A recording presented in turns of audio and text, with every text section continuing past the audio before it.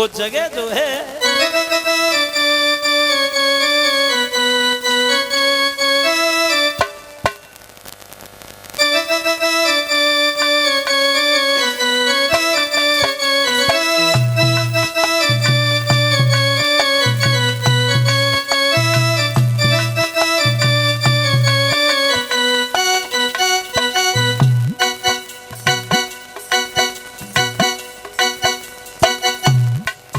कैसी जगह बनाई योग माया ने, वो जगह जो तैयार की है योग माया ने महाराज की लीला कराने के लिए।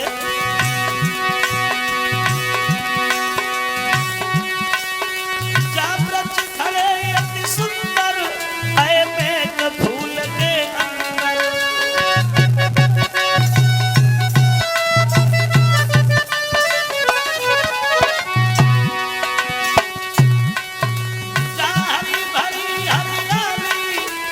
बसंत ऋतु भी सुंदर रूप बनाओ, बंसी वालो श्याम फेर दिया।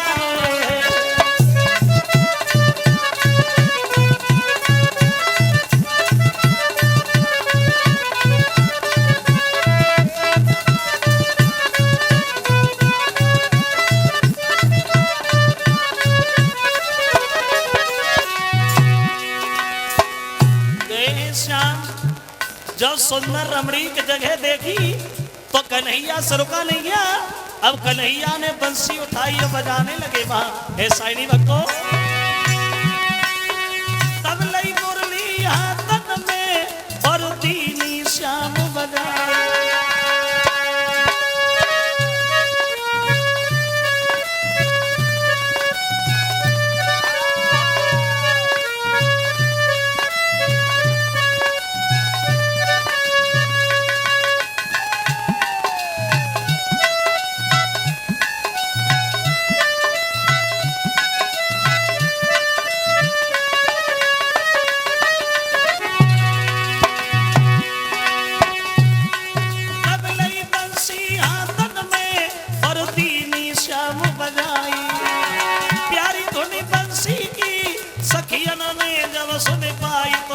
कमायो है बंसी वालो श्याम फेर दिया।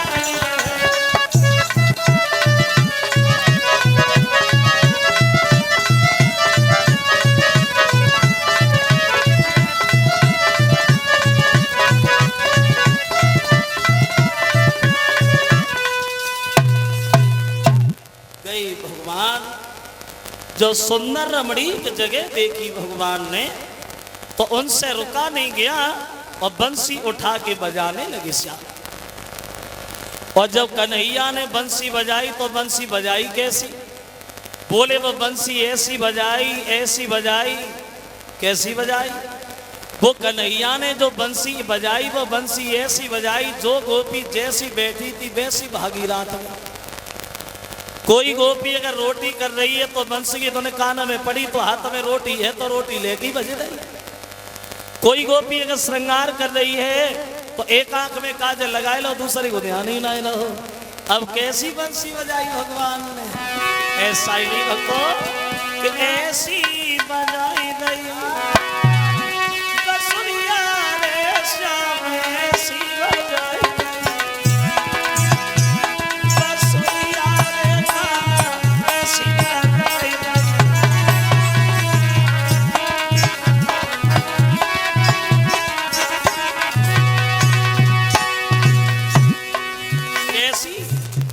गोपियां श्रृंगार भूल गई, उल्टे सीधे गहने पहनना शुरू हो गई। क्या दशा है गोपियों की वहां? किसी के नाक में कुंडल बुलाकर कानन में उल्टे सीधे गहने, किसी के नाक में कुंडल बुलाकर कानन में, किसी के होठन में सुरमाल पिसगा घेन में।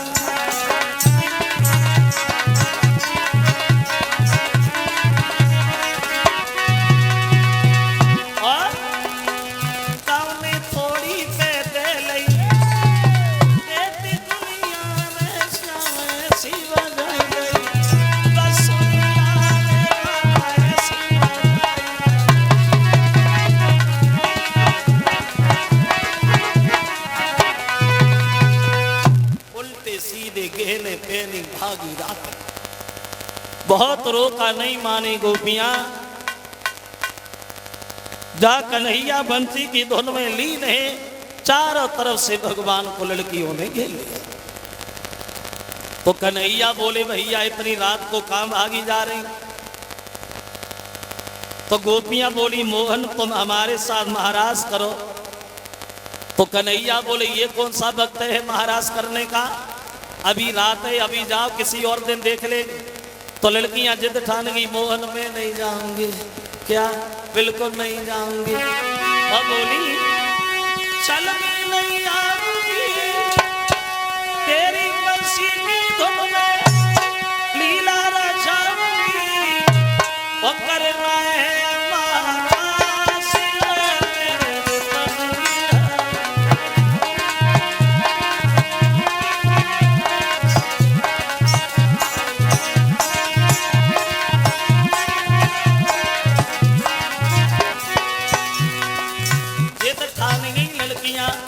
तो भगवान सोचने लगे ये मानेगी नहीं। महाराज शुरू हो गया, जितनी गोपियां हैं उतने ही गोपाल बने गए। ऐसा ही नहीं, जितनी सखियां उतनी शुरू भाव लीला गोपाल।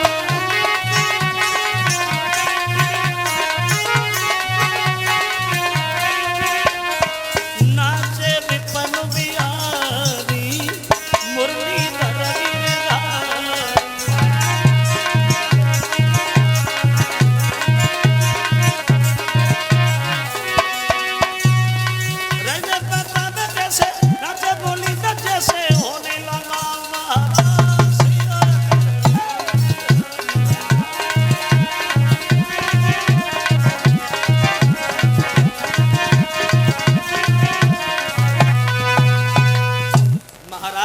का काम शुरू हो गया। जितनी गोपियां उतने गोपाल बन गए। किसी भी लड़की को नहीं पता कि कन्हैया हमारे पास है या किसी दूसरी लड़की के पास। अब महाराज के दृश्य को देखने के लिए साधारण स्त्रियां ही नहीं बल्कि देवताओं की देवियां भी चली रात। कैलाश पर्वत से भोले बाबा की पत्नी पार्वती जी चली तो शंकर जी रास्ता घेर के खड़े हो गए। पार्वती कहां जा रही हो भैया रात में? तो कहने लगी महाराज मैं वृंदावन जा रही। क्यों? बोले कृष्ण की लीला हो रही है, हम कृष्ण की लीला देखने जा रहे हैं। तो भोले बाबा बोले पार्वती तो जब बात हमसे काहे को छुपाई भैया, हमें भी लिए चलो, हमें यहाँ अकेले क्या करेंगे, हम भी महाराज देख आएंगे। तो बोली प्रभु औरतें जाती, पुरुषों का कोई काम नहीं है। औरतें जाती पुरुष नहीं जाते, क्यों नहीं जाते, मैं तो जाऊंगा। बोले तुम्हें तो कोई अंदर भी नहीं जाने देगा भोले बाबा। क्या? हाँ? शंकर जी बोले पार्वती औरतें जाती हैं, हाँ औरतों को कोई नहीं रोकता भैया। तो तुम्हारे पास तुम्हारी कोई साड़ी रखी है क्या? मतलब ये है भोले बाबा बोले।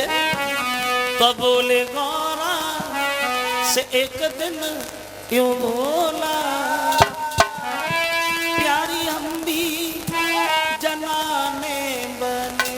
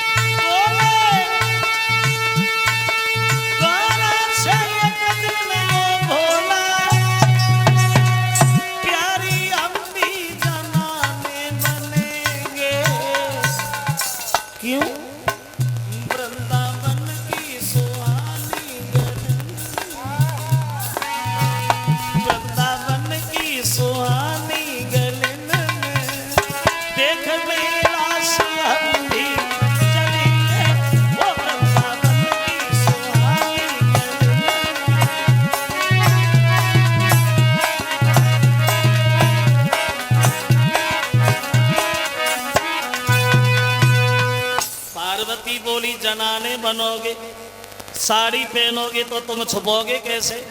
ना तो तुम पे औरतें जैसी चालें आए, ना औरतें जैसी बातें आए। जो 1.5 हाथ की डाली लटक रही है, इसे कहाँ ले जाओगे भोले बाबा? गोपियां देखते देखते पहचान लेंगी। ज्यादा करोगे तो मैं भी नहीं जाऊंगी। शंकर जी बोले तुमसे किसने कहा तुम जाओ, तुम बैठो। हम तो गए, साड़ी उठाए ले आए, जनाने बनने लगे और तुम वाला श्रृंगार कर बैठे भोले बाबा कैलाश पर्वत पे। वो ऐसा ही नहीं भक्तो कि बन गए रे, कि बन गए रे सुंदर ब्रज की नारे, वो सजावे भोले पार।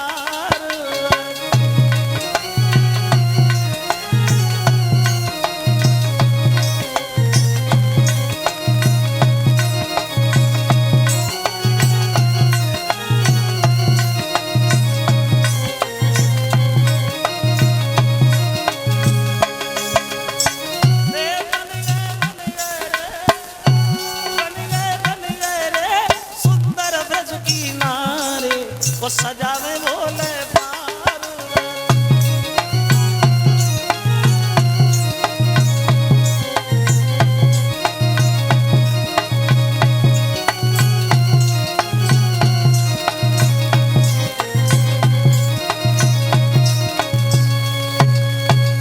लंबो सो घूंघट मारो, अब बोलो पार्वती। अब भी कोई पहचानेगा क्या?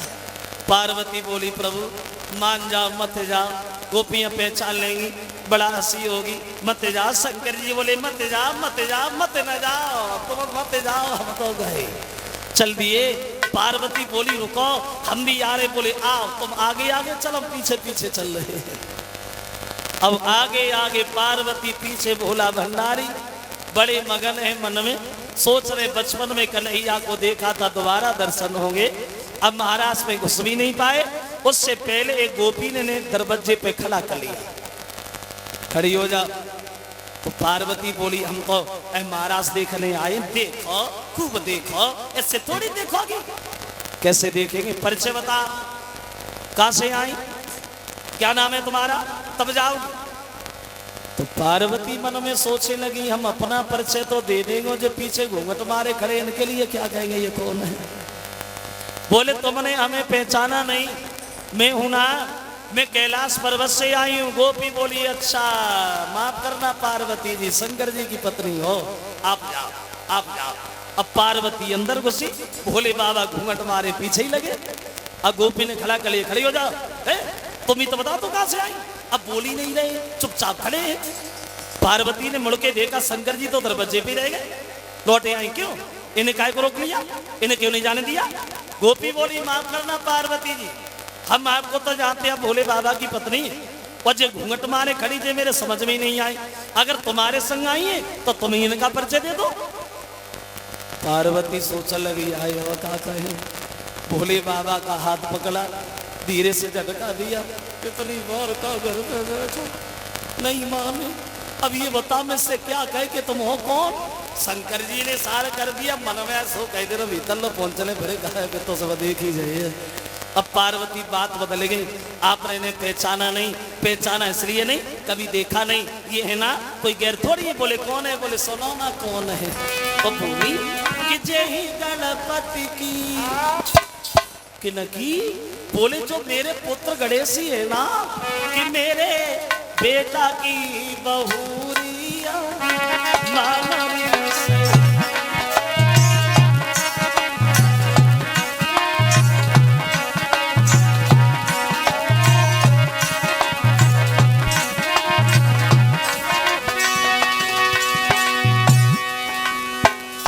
हमारे पुत्र गणेश की पत्नी है। अब जाए, अब तो चली जाए। रुको रुको पार्वती, क्या गणेश जी की शादी हो गई? बोली और का अब कितने दिन भाई? तो गोपी बोली करी लई शादी अपने लला की, खबर लो नहीं भिजवाई। अरे करी लई शादी अपने लला की, खबर लो नहीं भिजवाई। घूंघटने का हटइयो देखे, घूंघटने का हटइयो देखे, कैसी बहुरी आई, कैसी गणपति की बहुरी।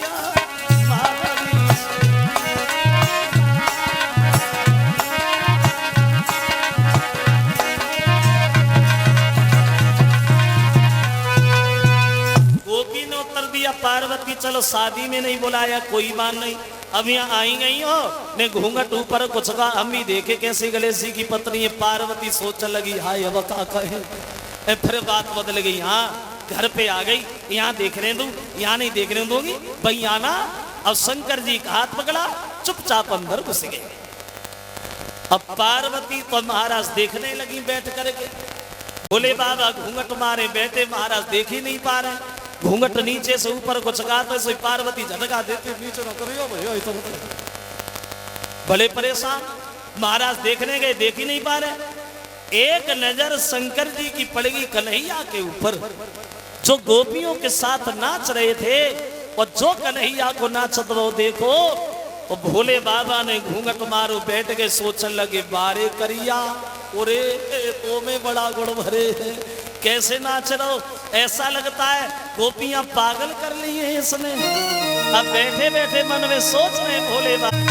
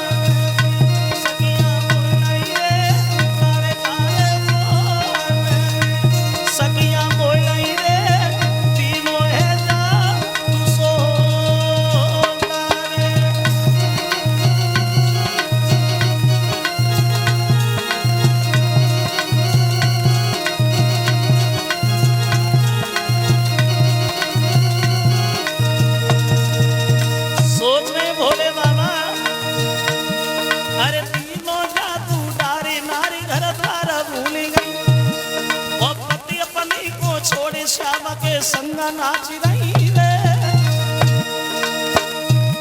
ये नाचे संग सवरिया और सखिया फेरी जय बजाई लाओ ऐसी सुगर बसुरिया गरिया गरिया गरिया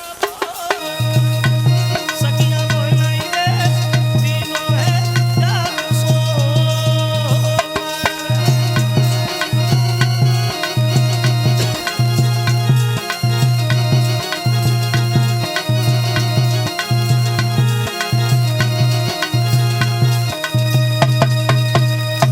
चैन न आयो नाथ को अब सुंदर छटा निहारी, सोई डमरूली मोहात में वसाड़ी धरी उतारे। और कूदे पड़े महारास में दिल पार्वती हैरान, और नाचे गोपिन संग में वे गोपेश्वर भगवान। तसल्ली नहीं आया, साड़ी उतारी दूर फेंक दी, डमरू लिया औरतों के बीच में कूद पड़े और नाचना शुरू हो गए।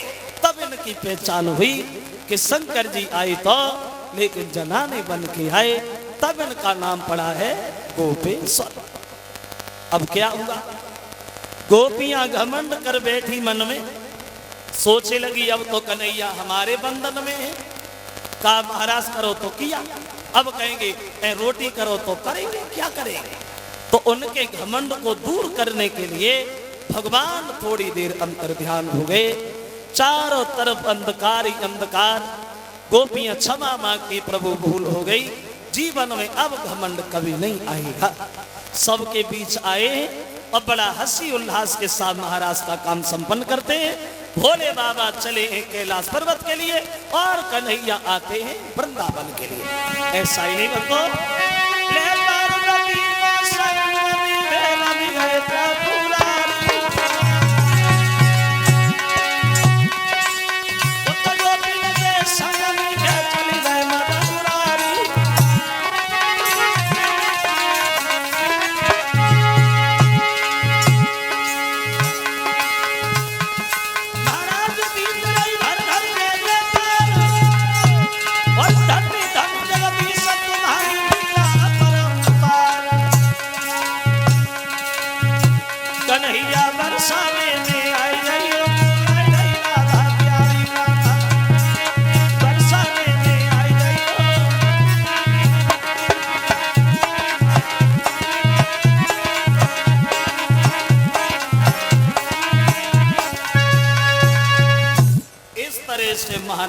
का काम संपन्न होता है वहां। चीर हरण की लीला करते हैं श्याम, और चीर हरण की लीला करने के बाद गोपियों को ज्ञान देते हैं कि स्त्री को कभी वस्त्रहीन होकर के नहीं नहाना चाहिए। जो स्त्रियां बिल्कुल वस्त्र होकर के नहाती हैं, नग्न होकर के नहाती हैं, लक्ष्मी उनके घर से सदा सदा के लिए चली जाती है और जल में रहने वाले वरुण देवता का अपमान होता है। नारी का कोई नग्न वेश और माना जाता है ज्ञान नहीं, और जलवासी वरुण देवता का और क्या है इसमें अपमान नहीं। कभी भी स्त्री को वस्त्र उतार करके नहीं नहाना चाहिए। तो गोपियां क्षमा मांग रही, बोले प्रभु माफ करना, भूल हो गई। ये 50 रुपये आए हैं, शिवम यादव गणेशपुरा के रहने वाले हैं, और 100 रुपया रिंकू यादव और मल्हारे सिरसा वाले उन्होंने भिजवा दिए। अब क्या किया जाए? तो नारद बोले कंस एक उपाय फेल हो गया। एक बात बता, अगर कन्हैया वृंदावन से मथुरा में आ जाए तो मार दोगे? कंस बोला बाबा तो मार ही दूंगा, तो कौन सी भाई। तो बोले काम करो कंस, तुम धनुष यज्ञ की तैयारियां करो, अक्रूर को वृंदावन भेजो, कन्हैया बलराम को बुला, और जब ये दोनों आ जाएं पकड़ के मार देना, बीमारी खत्म, चिंता भी खत्म। कैसी रही? कंस बोला बाबा आज बढ़िया रही। अब मरेंगे दोनों, चले जाइए अक्रूर वृंदावन में, कन्हैया बलराम को बुला के ला, दोनों की मौत हमारे हाथ से निश्चित है। अब देखो अक्रूर समझाते कंस कन्हैया को ना बुला, क्यों? वो मारे जाएंगे इसलिए। बोले नहीं कंसराज, जब तक कन्हैया वृंदावन से मथुरा में नहीं आ रहे तब तक उन सही सलामत, और जिस दिन कन्हैया वृंदावन से मथुरा में आ गए तो उसी दिन तुम्हारे जीवन का आखिरी दिन होगा कंसराज, इसलिए जब तक बचे हो तब तक ही बचे रहो। लेकिन नहीं माना, अक्रूर को भेज दिया। अक्रूर नंद बाबा से वृंदावन में जाके मिले तो अक्रूर कहते भैया हम आए निमंत्रण लेके, चलो हमारे साथ। तो नंद बाबा ने जवाब दिया भैया अक्रूर हमें ले चलो, अगर निमंत्रण आया है तो, लेकर कन्हैया बलराम को न ले चलो, पता नहीं वो हमारे बच्चों के साथ क्या करे। तो ग्वाल बाल बोले बाबा कन्हैया तो जरूर ही जाएंगे, वो क्यों नहीं जाएंगे? अगर कंस मथुरा में राजा है तो क्या हम वृंदावन में किसी से कम है? सुबह हुआ, रथ पे सवार होकर के चले हैं भैया बलराम, घनश्याम, नंद बाबा, ग्वाल बाल मथुरा के लिए। तो ये यशोदा रोने लगे। जा रही हो श्याम? बोले हाँ मैया, मामा ने बुलाया है, धनुष यज्ञ हो रहा है, कल रुकेंगे, परसों आ जाएंगे मैया, इसमें रोने की क्या बात? तो यशोदा रोने लगी है श्याम हमें भूल न जाना। तो कन्हैया अपनी मैया को समझाने लगे, माँ जो तूने हमारे साथ किया है किन शब्दों में वर्णन करूं? दिन रात बिराने उल्हाने सहे, और तो नेक निठुरता धारी, हमारी हट हेट सुनी जितनी वो तितनी सुन सके न से सपुरारी। वो 7 जन्म धरे तो न मिले, और मोसो लड़का तो सी महतारी। बोले परसों आऊंगा माँ। अब यशोदा को समझा के हट भी नहीं पाए, तब तक गोपियां रथ घेर के खड़ी हो गई, और वो राधा फटी फटी आंखों से कन्हैया की तरफ देखती रह गई। वो आंखों ही आंखों में कन्हैया से सवाल करती है, कहाँ जा रही हो श्याम? तो कन्हैया बोले राधा सुनो, ओरी राधा मथुरा नगरी जात, री पर सोई लौट के आना।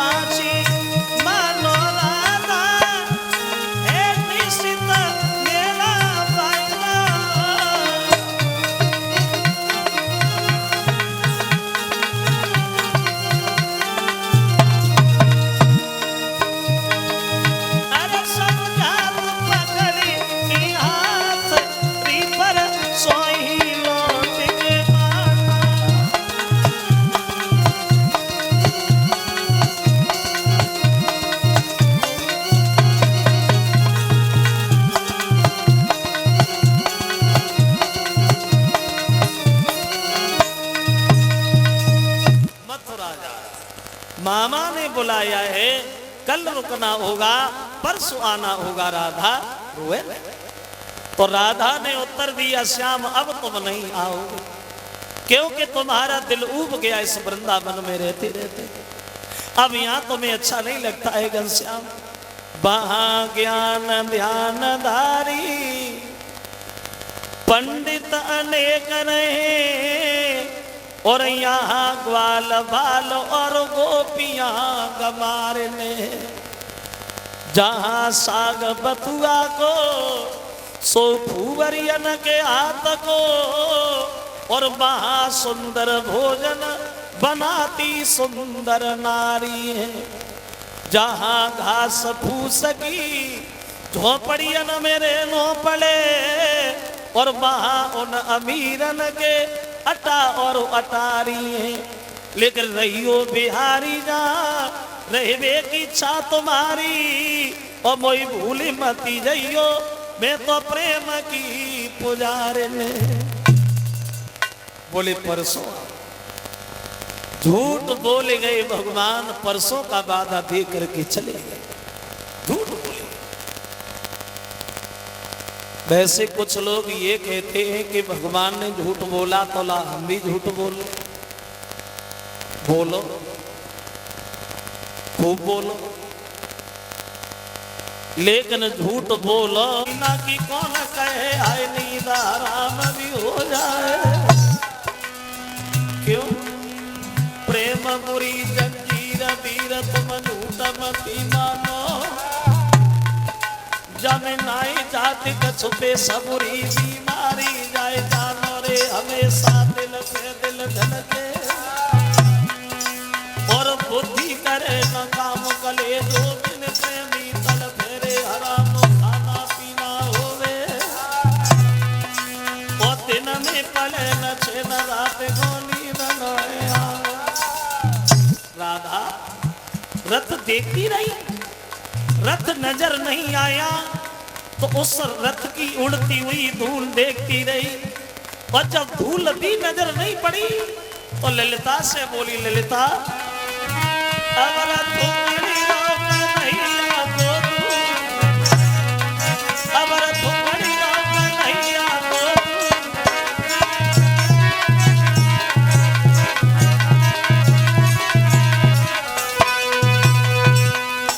लड़कियां राधा को समझा रही, बहन रोए नहीं। परसों की कह के गए श्याम झूठ नहीं बोलेंगे, सहेली जरूर आएंगे, श्याम तसल्ली धारण करो। अब इधर लड़कियां राधा को समझा बुझा करके घर वापस ले आई, और ये सब वृंदावन के लोग कंस के फूल बाग में पहुंच गए, गांव से बाहर मथुरा से। शाम हो गई तो नंद बाबा कन्हैया से बोले हैं, लाला इधर आओ, अब तो शाम भी हो गई है, थक भी गए लोग, थोड़ा रात में विश्राम करो, सुबह चलेंगे मथुरा, देखेंगे घूमेंगे गांव में। तो कन्हैया ने उत्तर दिया, बाबा सुबह काय को चलेंगे, अभी ना चलो, ये मथुरा बड़ा सुंदर लग रही है बाबा, शाम शाम को देख के चले आएंगे, कल दूसरा काम देखेंगे, धनुष यज्ञ होगा वो भी देखना पड़ेगा, तो अनुमति हमें दे दो, हम मथुरा देख के आए। तो नंद बाबा बोले हैं, कन्हैया पागल, कंस गलत है, साथी गलत है, उसके बिना बात के लड़ाई झगड़ा करना इन लोगों का काम, कहीं नहीं जाओ। तो कन्हैया जिद ठान गए, बाबा हम झगड़ा लड़ाई किसी से नहीं करेंगे, मथुरा देखेंगे, चुपचाप शांति से लौट आए। तो नंद बाबा से अनुमति लेकर के भगवान चले हैं मथुरा देखने के लिए। जिस गली से भगवान जा रहे हैं उसी गली में सामने से कंस का धोबी आ रहा है,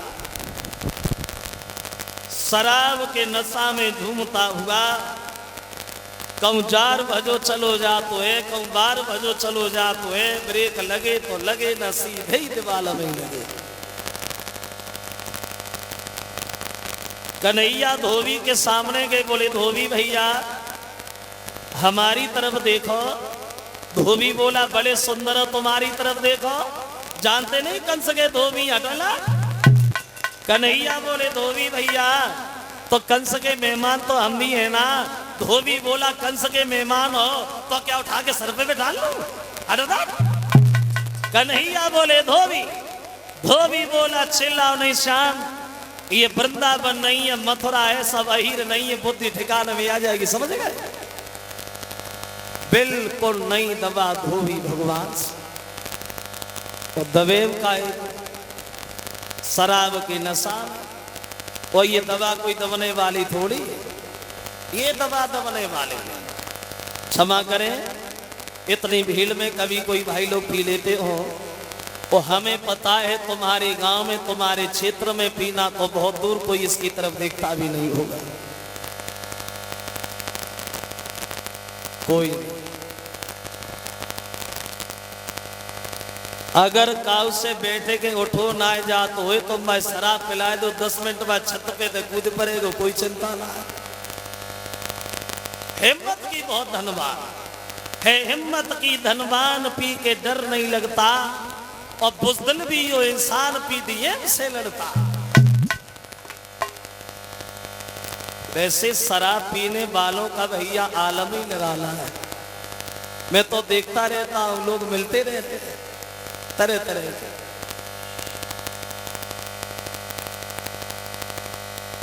वैसे शराब पीने से नुकसान कम है, फायदा ज्यादा है।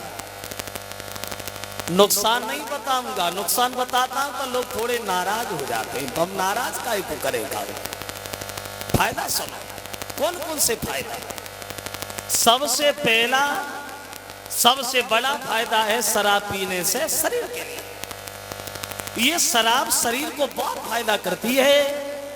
ज्यादा शराब पीने वाले आदमी के ऊपर कभी बुढ़ापा नहीं आता, बुढ़ापे का कष्ट महसूस नहीं होता, जवानी में चला जाता है। चलो काय को घेरा लगायो मेरा मतलब।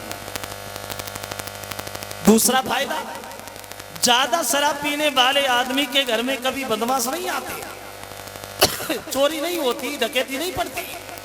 क्यों भाई? पी पी के घर में का छोड़ता ही ना है बदमाश, खाली बोतलें बटोरना है, क्या करना है। तीसरा फायदा, ज्यादा शराब पीने वाले आदमी को कभी कुत्ते नहीं काटते, कुत्ते नहीं काटते हैं। कहीं रास्ता में पड़े मिल जाए तो बड़े सम्मान से चाटते, काटते नहीं, और मौका लग जाए तो पानी भी पिला देते। बहुत फायदा है शराब पीने से। एक गांव में एक महात्मा उपदेश दे रहे थे शराब के बारे में। बोले ये शराब बहुत गलत चीज है, शराब कोई मत पियो। उन्होंने एक गिलास में शराब मंगाई, और गिलास में शराब मंगाई कि महात्मा जी ने, और बा में कीड़ा डालो, और जब कीड़ा डालो तो कीड़ा फड़फड़ा मरेगा। तो महात्मा जी बोले तुमने देखा, हमने शराब में कीड़ा डाला, कीड़ा मर गया। इससे स्पष्ट ये साबित होता है जैसे कीड़ा मर गया ऐसे ही आदमी मर जाता है शराब पीने से। तो गांव के लोग बोले हाँ बाबा जी बात तो ठीक है, शराब गलत है, शराब नहीं पीनी चाहिए। तो भाई एक पीने वाला बैठा था, वो खराब हो गया, और कह लगा ए बाबा डिस्टर्ब बनाए, मैंने सीख लिया। बोले तुमने क्या सीखा?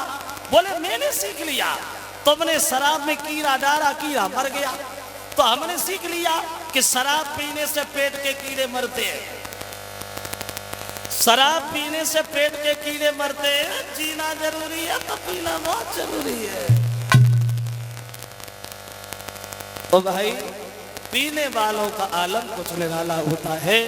एक दिन हमने खुद सोचा, एक दिन मेरी बुद्धि में आया, जो लोग शराब पीते हैं मैंने अपनी आंखों से देखा है, उन लोगों के घरों में मैंने खुद देखा है दारू की भरमार, और बिगड़ गो हिंदुस्तान हमारो है, दारू में तेरा दारो है।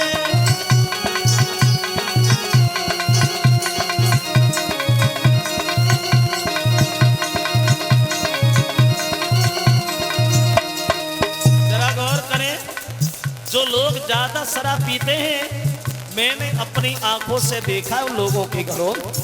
और कभी आपने अंदाज किया हो, देखा हो, जो लोग ज्यादा शराब पीते उनके घरों में कभी झांक के देखना, घरों में मुन्नी मुन्ना है,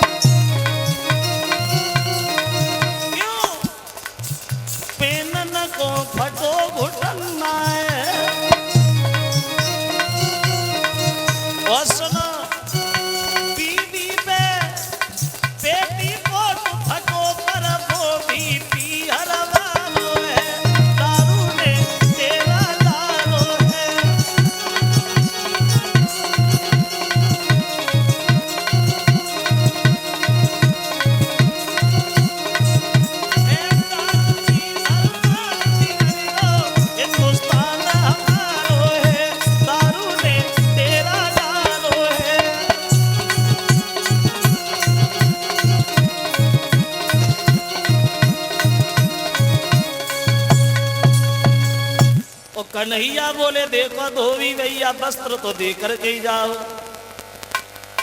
ये 100 रुपया भिजवा रहे हैं। श्रीमान बलवंत ये ग्राम कासोन के रहने वाले हैं और 200 रुपया मकरंद यादव उनकी तरफ से। तो कन्हैया कहते हैं वस्त्र तो देने ही पड़ेंगे तो भी भैया। तो धोबी बोला सुनो घनश्याम राजा के कपड़ा पहनो। बोला तो झोपड़ियों में वालो और मथुरा में सभी यहाँ सारण तेरी चल पाएगी नंद बाबा की गाड़ी।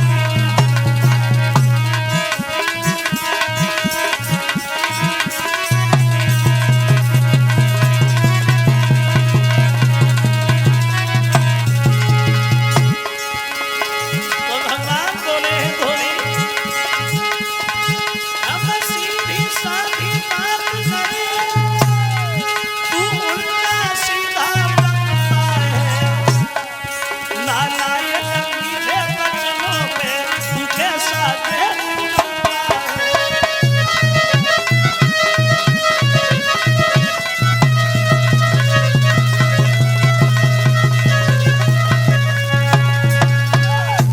आगे बढ़े हैं भगवान। धोबी के गाल पे कस के तमाचा दिया तो पछाड़ खा के धोबी जमीन पे गिर गया। तड़पते तड़पते धोबी का प्राणाम हुआ बाहर। उल्टे सीधे वस्त्र पहने राजाओं के कपड़ा तो ग्वालों ने देखे तो थे। तो कंस के दर्जी से जाके मिले तो उन्होंने अपने घर में सबको प्यार से बिठाया, भगवान के दर्शन किए, सबके वस्त्र ठीक किए और भगवान उन्हें वरदान देते हुए आगे बढ़े तुम्हारे घर में कभी दौलत की कमी नहीं होगी, तुम धन धान्य से हमेशा संपन्न रहो। और बड़े आगे तो क्या देखा है कि सामने से कंस की दासी आ रही है। एक हाथ में चंदन का कटोरा, एक हाथ में लाठी झुके झुके आ रही। सुंदर कितनी है। सारे कुरूप को जोड़ी जाड़े जय ब्रह्मा जी ने सिर जा था। और वो 3 जगह सो तेरी थी और नाव लली को कुबिजा था। झुके झुके आ रही है। कन्हैया पास में गए, बोले कुबिजा कहाँ जा रही? उत्तर दिया महाराज मेरा काम है सुबह शाम कंस के तिलक लगाना, हम कंस के तिलक करने जा रहे हैं। तो कन्हैया बोले कुबिजा तो कंस के मेहमान तो हम ही हैं, क्या हमारे तिलक करोगी? बोली प्रभु अगर आप हमसे तिलक लगवा लो तो हमारी किस्मत ही बन जाए। और जो मनसुखा ने जब बात सुनी लाठी उठाई और कुबिजा से बहुत दूर जाए के खड़ो हो वो आवाज लगाई, अरे तिलक लगवाए तो तू ही लगवाई, हमारी ढहना चली जाए। जाके हाथ लगे छुए चना नहीं चबे जाए। पता नहीं कौन सी आदत है, बोलने लायक बात से बोलने लगे तो है और ना बोलने लायक बात से बोलने लगे तो है। हम इससे तिलक नहीं लगवाए। कन्हैया बोले कुबिजा और तो कोई तिलक नहीं लगवाना चाहता, हमें लगवाना है, हमारी करो। अब कुबिजा कन्हैया के तिलक करने के लिए आगे बढ़ी है, लेकिन माथे तक नहीं पहुंच पा रही है, कुछ कुछ के रह जाती। तो कन्हैया ने क्या किया, कुबिजा के थोड़ी से अपना हाथ लगाया, पैर पे अपना पैर रख लिया और धीरे से झटका मार दिया। ऐसा ही नहीं भक्तो बाकी रखो पैर पे पैर श्याम ने झटका दे दिया। बाकी रखो पैर पे पैर श्याम ने झटका दे दिया। एक तारवी कुकड़ी को मैं सुंदर कर दी। एक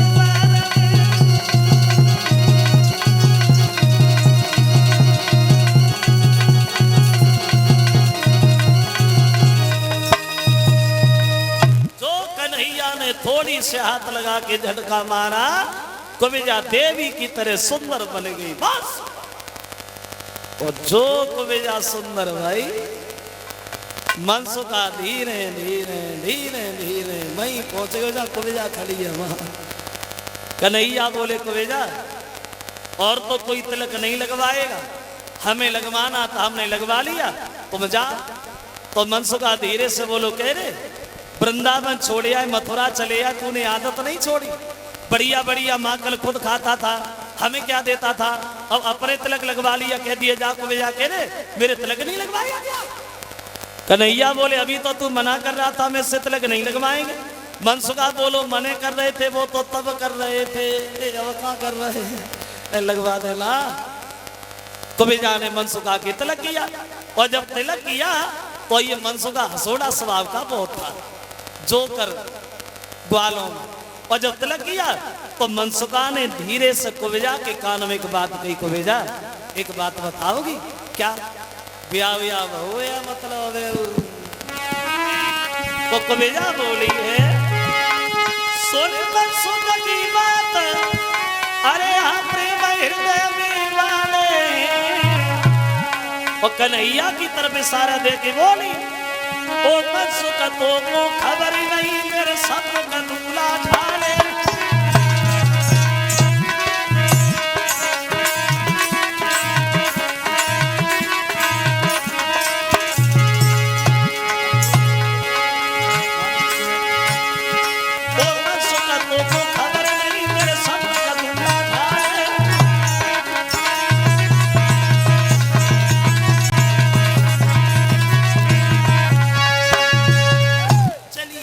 कुबेजा और बड़े भगवान आगे पहुंच गए जहां कंस का धनुष रखा है। पहरेदार खड़ा हो गया, कौन हो, पागलों की तरह भागते जा रहे हो, भोजराज कंस का आदेश है कोई अंदर नहीं जा सकता। तो दांती को पीस करके भगवान बोले पीलवान।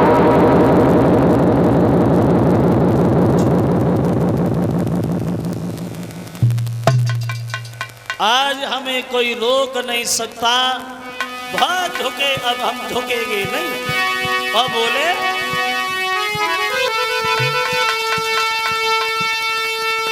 हम झुके इसी तरह झुके, और जैसे भेड़ी झुकी जाती है और उभरे तो ऐसे उभरे जैसे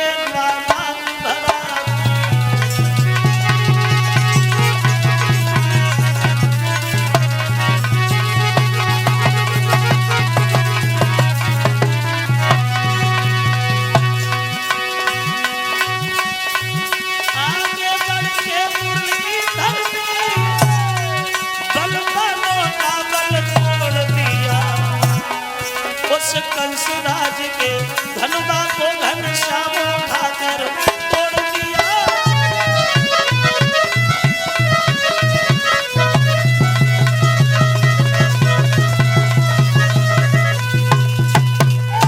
पहरेदारों को मार मार के भगा दिया और कंस के धनुष को उठा करके तोड़ दिया।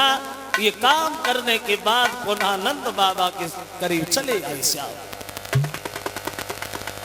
खबर मिली है कंस को वो धनुष टूट गया जिसके ऊपर हमें घमंड था। कहने लगा है आ गए हैं दोनों,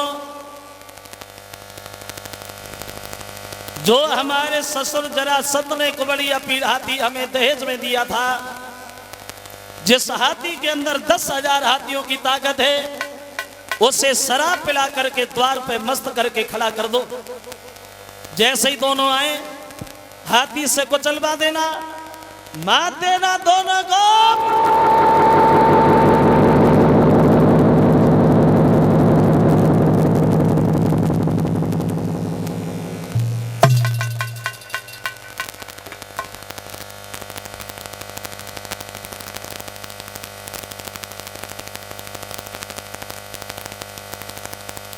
सुबह जब हुआ है धूप रहा है हाथी दरवाजे, बोले भैया पीलवान हमें अंदर जाना है, हमें अंदर जाने दो। पीलवान बोले भैया अंदर तो चले जाओ, लेकिन पहले हाथी को लग करो उसके बाद अंदर जाओ। जब ये कहा तो कन्हैया को क्रोध आ गया, बोले पीलवान अरे क्या समझता तू, हाथी को बड़ा हाथी दे के तेरे हाथी की ताकत। अब बोले भगवान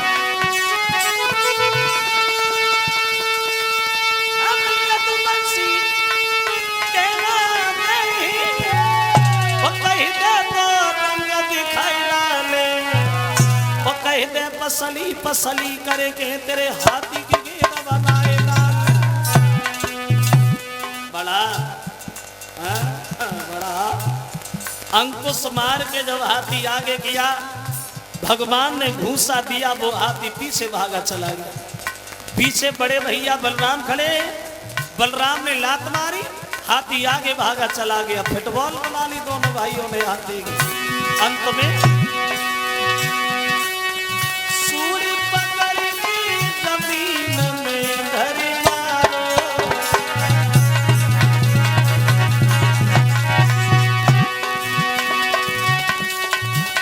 और जमीन में मरियो हम सती मारो।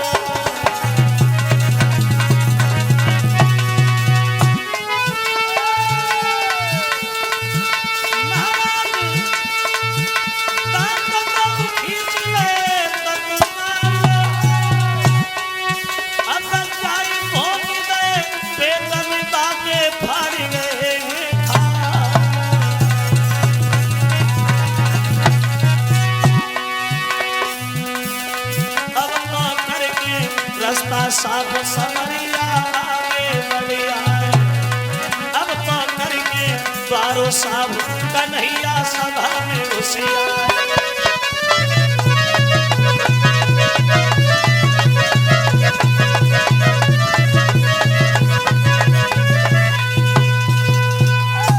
हाथी का वध करने के बाद दरबार में प्रवेश कर गए, और जैसे ही दरबार में घुसे, बच्चों ने देखा तो मन में सोचा हमारा कोई सखा आ रहा है। बड़े बुजुर्गों ने देखा तो मन में सोचा मेरा लाल आ रहा है। और जब कंस ने देखा तो मन में सोचा ये हमारा काल आ रहा है।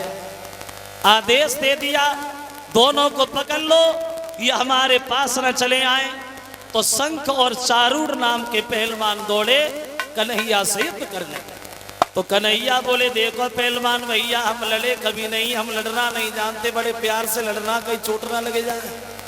तो पहलवान बोले प्रभु कैसी बातें कर रहे हैं आप, हमारी तो दोनों तरफ जीत ही जीत है। अगर तुम धोखा से हार गए तो कंस बड़ा दान देगा, और तुम्हारे हाथ से मेरा वध हो गया तो मेरा तो परलोक ही सुधर जाएगा। प्रभु हमारी किस्मत बनेगी जो स्वयं लड़ने चले आए।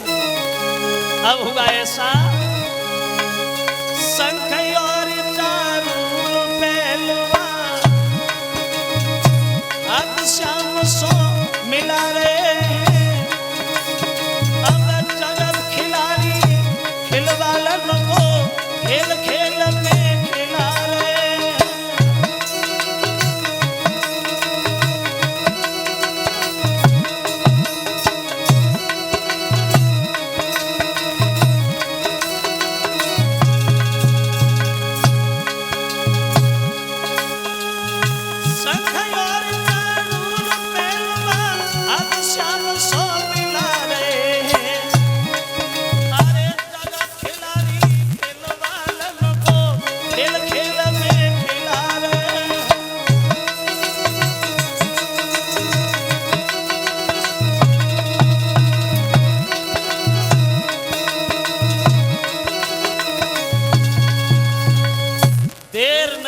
भक्तों, सबका वध करते हुए भगवान आगे बढ़े। कंस ने तलवार निकालने को चाहा लेकिन मौका नहीं दिया। तब तक कन्हैया ने केसों को पकड़ करके जमीन पे डाल लिया। चिल्लाने लगे अब आगे कंसराज, ध्यान कर वो पुराना, एक एक दिन हमें याद है मामा कंस। अब बोले वे अब आगे 5 दिन आके भय पूतना, वो तूने मारन को भिजवाई। ओरे मामा कंस के तूने ने का दया नहीं खाई। अरे रोबत देखी नहीं मैया तूने भकसी में डलवाई। अरे ओरे मामा कंस के तेरी मौत याद है।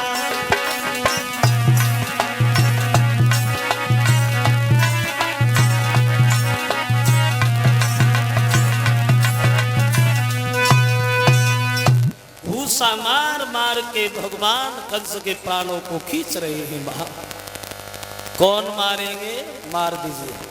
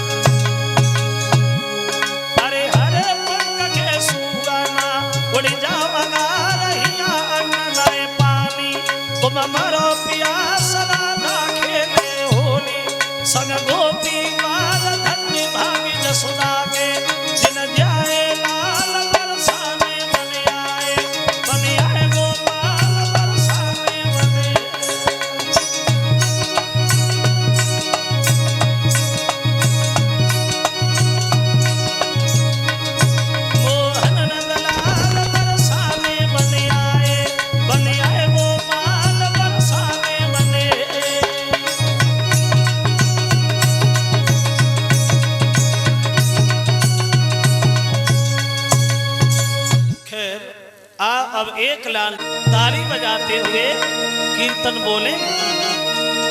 अरे उठ भाई दे यशोदा के